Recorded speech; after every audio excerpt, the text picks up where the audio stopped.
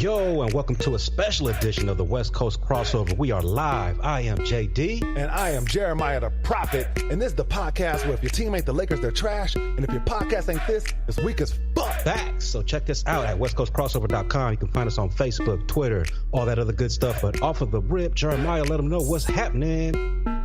Laker gang, I'ma tell y'all this. 4 things about this game real quick. We won the game even with Lonzo's bricks. And Jamal Murray ain't got no lips. His edges look like Peruvian cliffs. He ain't trying to run Julius fists. And Randall bruising, you could tell that he all in. This summer, all the GMs gonna be calling. Kyle Kuzma hurt his ankle, still balling. And IT had his running jumper falling. Let's go. Splish splash in the fourth quarter for IT, and the Lakers roll to a 112-103 victory over the Nuggets. They already lost twice to them dudes this season, so they needed to get this victory. Also hurt the Nuggets' chances of making the playoffs. I'm always down with that. Lakers, man, let's get right into it. Off the rip, Lakers came out in the first, jumped on top of the Nuggets 35-22. Everything was cracking. The offense was flowing. They were led by, who was it? Julius Randle. He was going off. Also, Brook Lopez was hitting his shots. He was going off in the first. The defense was tight. They took a 35-22 lead. But shit started turning around a little bit in that second quarter, bruh. Yeah. You saw it, right? The Nuggets outscored the Lakers 25-13 in the second. The Lakers were able to hold on to a 1-point lead at the half. But check it out, bro. That third quarter, the Nuggets started pulling away. It was like, oh, shit, here we go. Here we go. We about to lose to the Nuggets again. And then after a whack-ass first half, Kyle Kuzma started coming to the rescue, dog, and started unloading on the Nuggets 3 after 3 in basket, hook shots, runners, all that good shit, bro. And Mr. So-So, in my opinion anyway, IT started stepping up, dog. And in the fourth quarter, these niggas put on a show, dog. Came back, whooped the Nuggets' ass in the fourth, 35-21. And they were just able to win the game, 112-103, behind the efforts of Randall. IT's fourth quarter's heroics. And it's funny to watch this dude play, dog, because it's like looking at a little-ass kid running around on an obstacle course as he's running around all these big dudes getting buckets and shit. But he was balling today, man. Yeah. So shouts out to IT. Shouts out to Brook. He did his thing. Kuzma, like I said, had that superhero effort. And Randall, dog, another 20-point game for Randall. And, you know, he's been balling. We've talked about that a lot. So shout out to Randall. Shout out to the Lakers in general for getting a win over the Nuggets. Fuck Jamal Murray. That was dope. Got the win over Jamal Murray. And you know what, dude? For real talk. From the gate, dog. I say we should go ahead and get into roasting and talking shit about this guy right off the beginning, dog. Because I can't stand that, dog. Yo, get him, dude. Jamal Murray. If for y'all out there who don't know who he is, because the nigga ain't that important in the NBA world, he be kind of having little slick stuff to do with the Lakers. You know what I mean? He tried to dribble around Lonzo one time when he was coming down the basket. You know what I mean? And at the end of the game, it was kind of some disrespectful shit. And then he was mouthing off to the Lakers coach, Luke Walton, and just being overall funny style, you know, and kind of braggadocious for a kind of nobody-ass nigga. What kind of bitch ass? You know, really more than how he act with the Lakers or whatnot, dog, I really just don't like this nigga because I feel like he's just a weirdo. You know what I'm saying? You know what makes him weird, dog, is that old school, dried up Jerry curl that he has, dog. S-curl, I should say, dog. What the? His edges is fucked up because he's got that fucking burn from all that lye he puts on his head. Dog, look, there's another NBA nigga with a suspect shape up, bro. How the fuck does this keep on happening, man? You know, I had to look him up, dude, because I was wondering how a nigga that plays a lifetime of basketball, right? Has nobody ever tell him that your edge up is supposed to have like sharp edges on the motherfucker. You know what I'm saying? An edge up's supposed to have edges, dog. Right. So I looked it up, you know what I mean? And I found out he's from Ontario, Canada. You know what I mean? Oh, okay. Right? So it must not be a lot of niggas out in Canada because he's still rocking those like round corners around the edges of his shit. And he got like that half circle across the front of his fucking, of his edge up right here, nigga. So you know what? Even though I don't fuck with Jamal Murray, and I just know that he didn't grow up around no niggas or something, so I'm gonna go ahead and put you up on game, my nigga. Look, check this out. Edge up is supposed to have a straight line that goes across the motherfucker right here, across your forehead, and then it's supposed to have a 70 to 90 degree angle in the corners. I need a touch up, but it's there. Right. It does not go round. Nigga, you do not put the round part in the corners. You do not round the front of your shit like who was that nigga? Shane Battier. Yeah, no, there's like circumference should not come into the equation with your hairline. Right. It's all sharp angles, nigga. It's boxes, not circles. The whole shit. But do you know what his problem might be? What's that? This nigga kind of looks like Pac-Man in the face, dog. So this fucking round ass head, dog, is incapable of having sharp ass edges. Therefore, you have that smattering of hair all over his head, dog. Oh shit, nigga. Maybe that's what it is. But I'm just saying, you a millionaire, bro. So look, why is your lineup in cursive, nigga? You know what I'm saying? It's supposed to be angled off, dog. Get you one of those little cut buddies. I looked them up. They're called the Cut Buddy. There's a haircut stencil that you can put on your goofy ass hairline, nigga, and it's cost like a dub online, nigga. You put that shit on your head, and that shit will, and you edge around it, nigga. I've seen it on Facebook, bro. Order one of those, nigga. You're a millionaire, bro. You can handle that. Right. Shit. You get a cut buddy, you might end up with a cut buddy. Yeah, you feel me? That's how your ass might find a cut buddy, nigga. You get your ass a cut buddy. You wrapped up fucking what's his name's hairline, Jamal Murray's, dog. Hey, right. Real quick, one thing I noticed, dog, real quick about somebody's head, dog. Tell me. Did you see Devin Harris, dog? Devin Harris's hairline? No, I did not see what he was. I wasn't paying attention. If you would have been paying attention, you would see that even though Devin Harris has a closely shaved head, this nigga is the Negro equivalent to Alex Caruso, dog.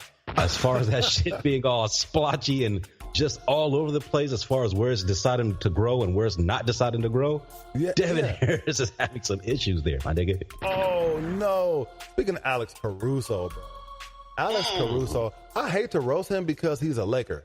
And I love my nigga Alex Caruso and all. He's a baller and everything, but he does not look like a baller, man. And I'm not talking about because he's white. Because there's plenty of white ballers, don't there? There's plenty of white ballers, dog. And there's like I think it's the haircut, my G, because there are, there's 3 standard white man haircuts to ball in basketball, dog. You got like the number 1 low buzz cut all the way around the top, nigga. Edged up, nice and clean. Yeah, edged up, nice and clean, like the white chocolate, you feel me? Where it's all the way buzzed close. I see somebody who's tall and got that haircut, I'm like, you play basketball, don't you? Right? Jokic had that. Jokic had that haircut exactly during the game we just watched. But then you got like the high and tight military cut, you know what I'm saying? Don't forget Kyle Korver, dog. Then you got the Kyle Korver like fucking surfer cut, nigga. Yeah, that shit crap. High and tight, Gordon Hayward, right? Shout out to you.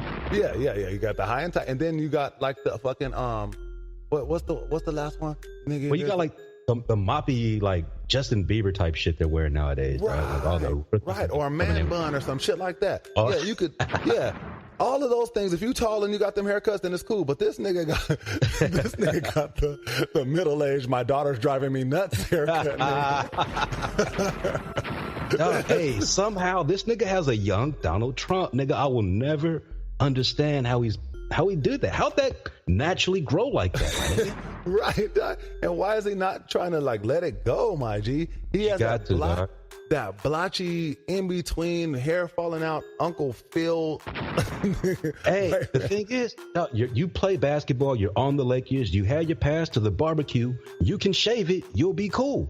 Right. That's what I was thinking. I was like, bro, at this point in your stage in your career, man, you've been around enough niggas, man. You shave your head, nobody's gonna think you're a skinhead now, bro. Facts. You know what I'm saying? But right now, you look like somebody who, like, you know what I'm saying, drinks Keystone Light and smokes like rolled cigarettes and got a Ford F-150, got like a daughter whose name got either Sue or Ann or both in that shit, nigga. You know what I'm saying? That's the kind of vibe you give off for me. It's definitely not a basketball baller vibe.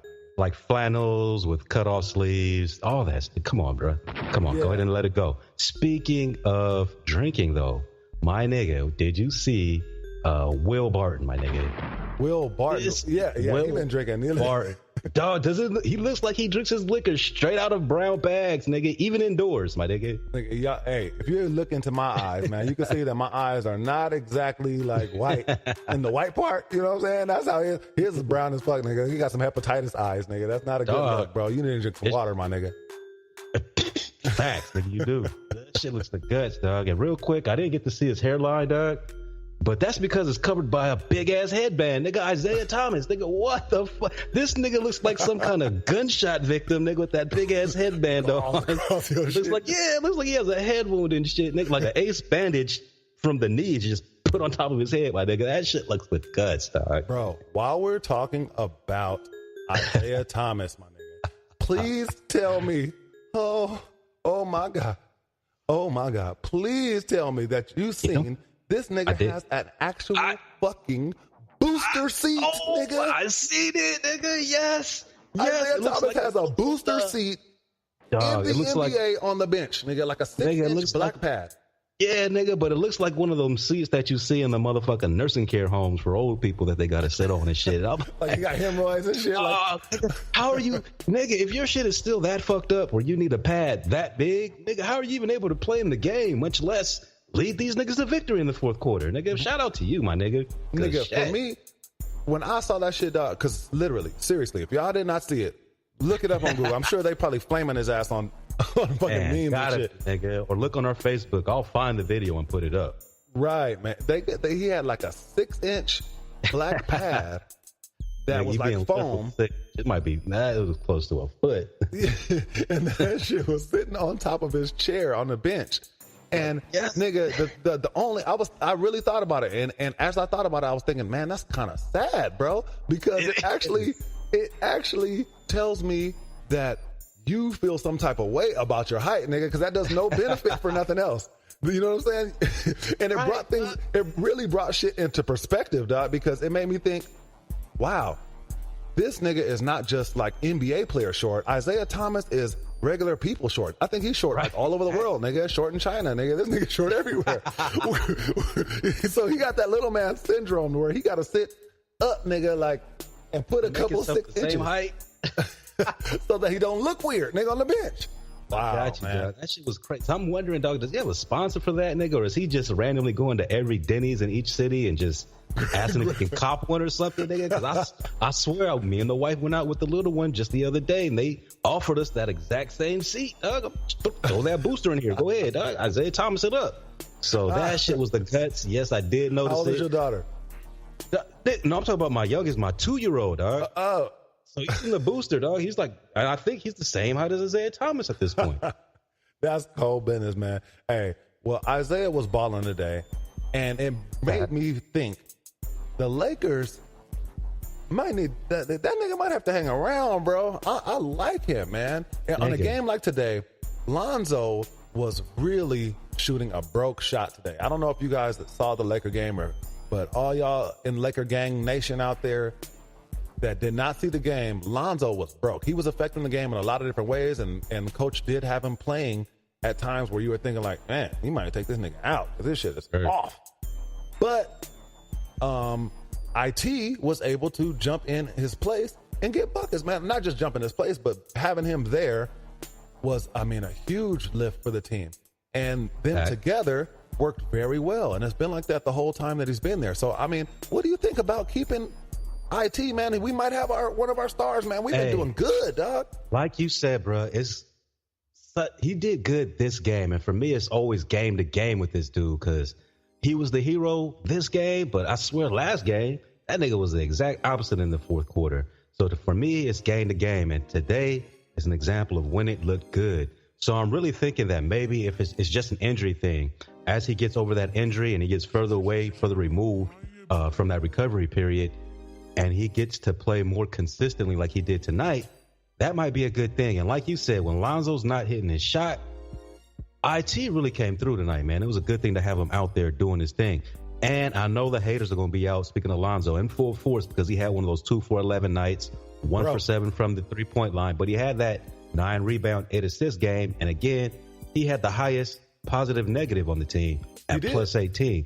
So he did affect the game, just like you said. Defensively, he did some things. He slapped the shit out of somebody's shot. That shit was cool. So he did this thing, though. His shot wasn't falling. But we've all seen that coming around. But back to IT, that gets us into the next subject, dog. And that is the subject du jour. That's what's been going on with the Lakers the most, bro. What are we going to do with Julius, speaking of IT? Because IT also fits into that plan. We might have to bring that dude back, depending on who we get in free agency.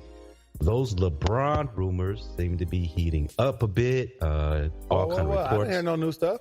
What's the new stuff about? You know what's up? All kind of reports flying around that he's narrowed his list down to 4 teams: the Lakers, who was it? The 76ers, the Rockets, and who was the other one? It was and the Cavs. Yeah. And we'll see how that shakes up, man.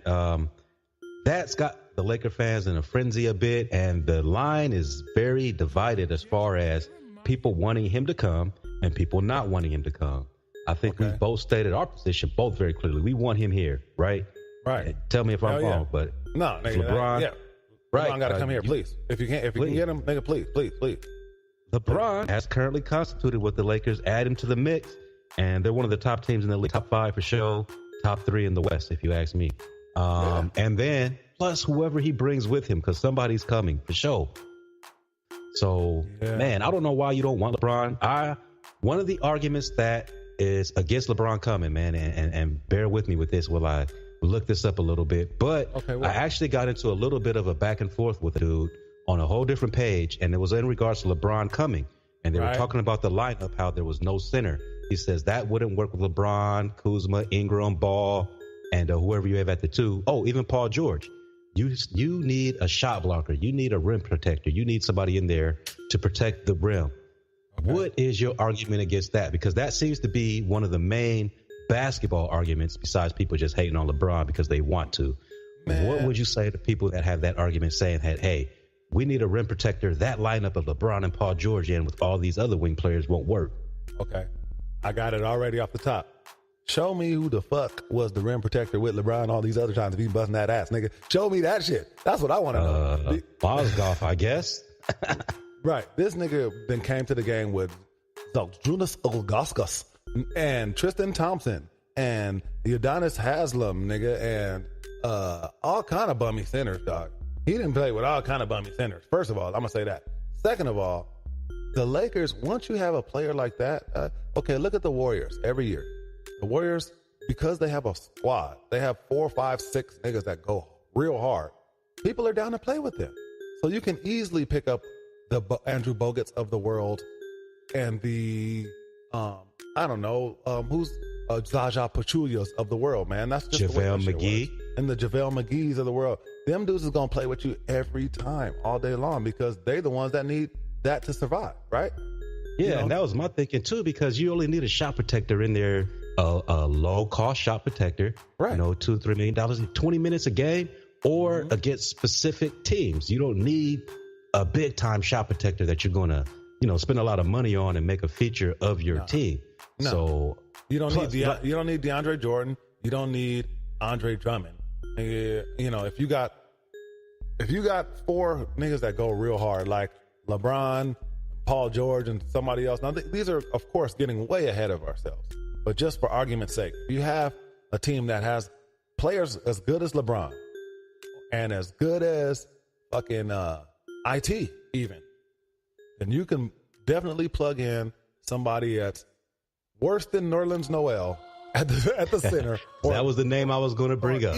Or just as good as that guy. And you'll be serviceable, ball. You'll be straight, especially if you still got Julius Randle balling with you. Even if you can develop Zubac and fucking Thomas Bryant, if that's they can exactly come what around. I was going to say is that Zubac is good. Dog. We're good there. And even Houston, they don't have much of a. Well, Capella's pretty good, but he's not like a focal point or something that you worry about with them. Look, and then Capella balls out, but they made him into that. You know what I'm saying? He's that dude that gets all those minutes. And that's just what happens. Yeah, he's a product of what they asked him to do in that system. Portland, they don't have a big man like that, and that's the number 3 team.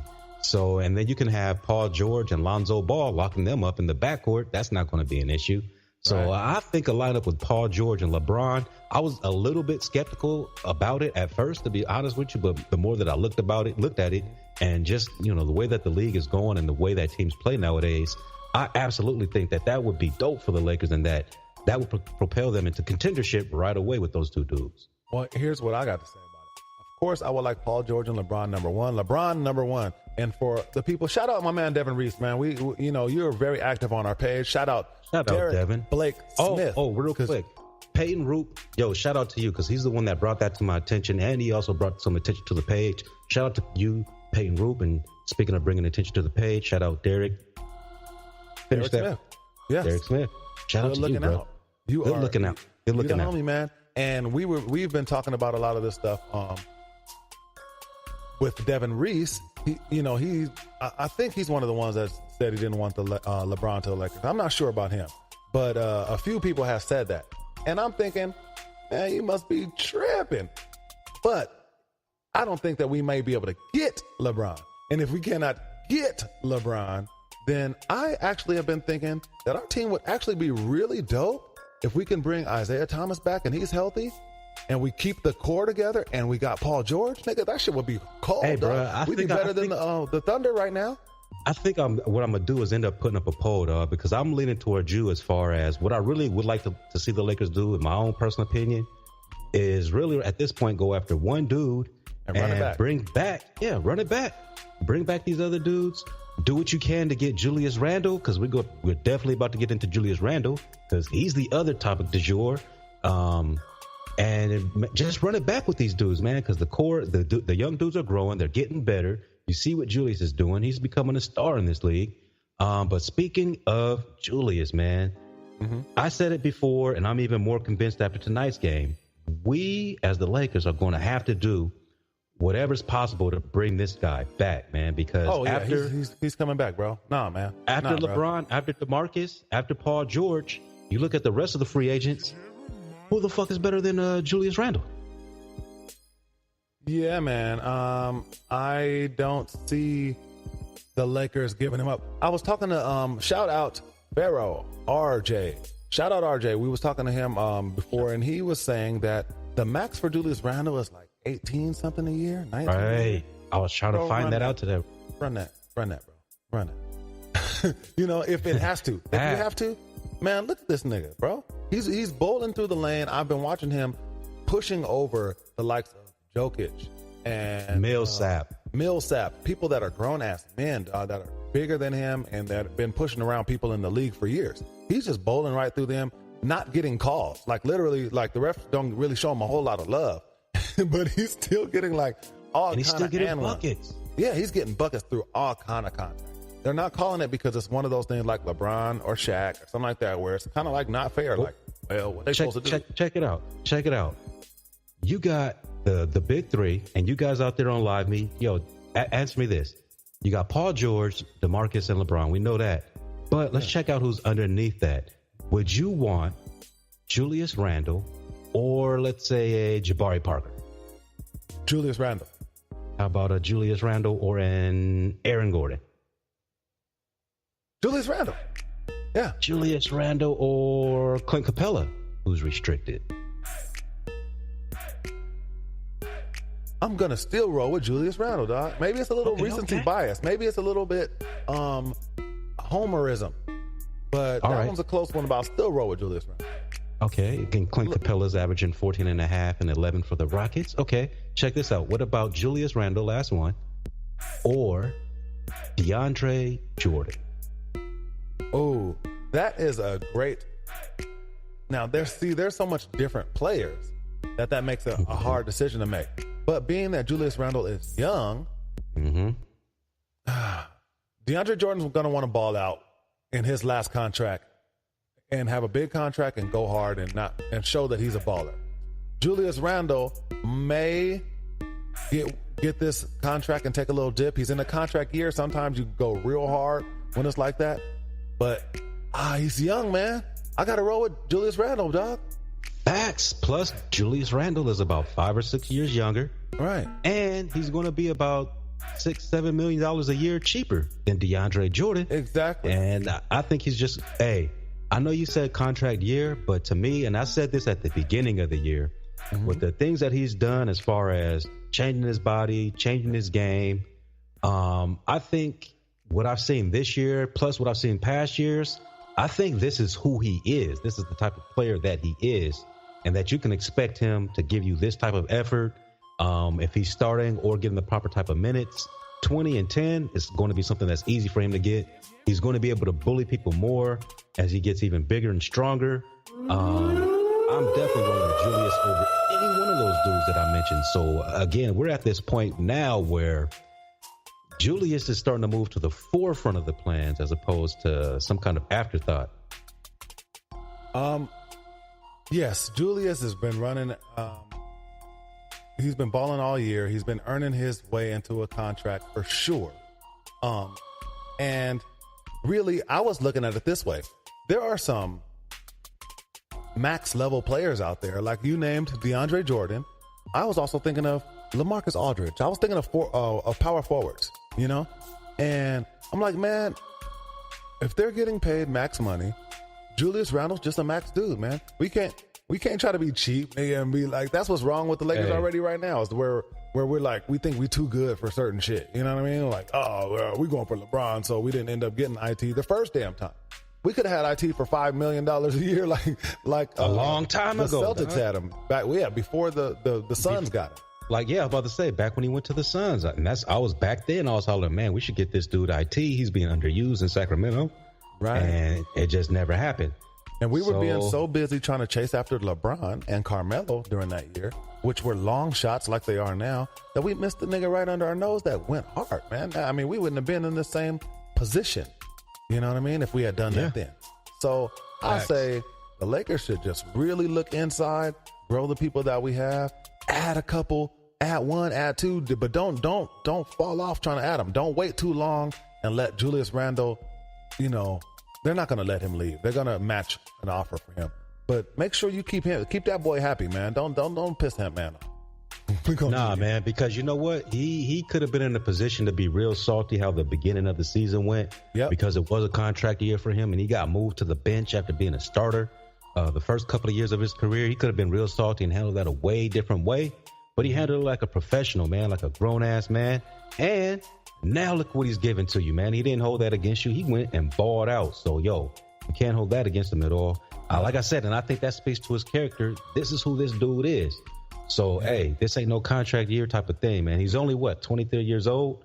This is only his third year playing. I know it's his fourth year officially, but his rookie year, he broke his leg 15 minutes in. He didn't even play. So this is his third full year, and this is what he's turning into, and he's still got room to grow. Like you said, man, you're going to have to go ahead and break him off, especially if he comes in at that number that's below 20. You don't even think twice about that. You got to do it. One dude that will not be back next year, man, and even though we were being real harsh on him earlier in the season, but he ain't, my man ain't as bad as what it seemed like, what it sounded like sometimes. KCP is not going to be back with the Lakers simply because this dude's been trying to get that big payday. It's not just that he takes fucked up shots sometimes or he makes you scratch your head at some of the decisions that he makes out there.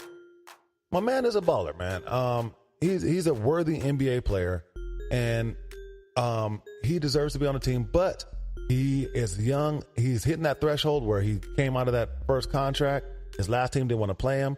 He played for the Lakers just long enough so that he can boost up his value and get back out there on the market and get a long-term big money deal.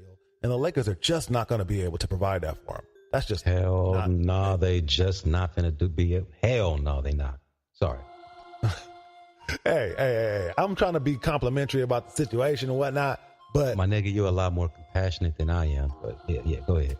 Well, he gonna go and get his money somewhere because somebody can appreciate what the boy do.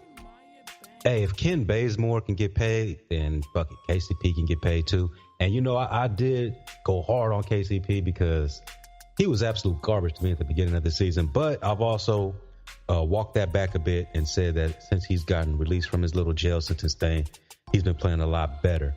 And tonight he played within himself. He only took 6 shots. He wasn't out there doing all kind of buck wild KCP shit. He got his 8 boards, 5 assists, a couple steals. And he did his thing, man. As long as he plays within himself, I ain't got no problem with him because I know he's not coming back next year. Right. He will not be coming back next year, but who will be coming back is Brandon Ingram. He is out so far, but they said he's going to be out for at least 2 more games. But ain't nobody worried about it, man. We balling. Think about this, man. We're playing against playoff level teams right now. The Lakers have been they just beat the Cavs. They just beat the Nuggets today. And then they are going to be, and they did all that without Brandon Ingram. Well, I'm wishing he was there for the next game because they got the Warriors next, and he tends to go off against them and try to show out against KD a bit. Yeah, man, we could always use him, but especially against the Warriors, you need all the guns cocked. The only good thing about playing the Warriors is sometimes them niggas be thinking they a little too bad. You know, they be thinking they so good and up on their high horse, and they be letting the Lakers slip through and tax that ass, bro. That's happened a few times. Yeah, it has. It has, I'd be but glad. this game's in Oakland, bro. And on top of that, Golden State I think they're behind the Rockets right now, man. So they got a little bit of something to play for. I don't know that they care about that. And Steph Curry's injured, right? Or is he back? I don't know. I'll have to check into that. But another thing, though, this game is on national TV. This is going to be an ESPN game. So the Lakers, they tend to play well in those games, man. So that's kind of boding well in their favor. Well, yeah, hopefully it does bode well for the Lakers, man. You know, when they get this W. Well, it's been fun, bro.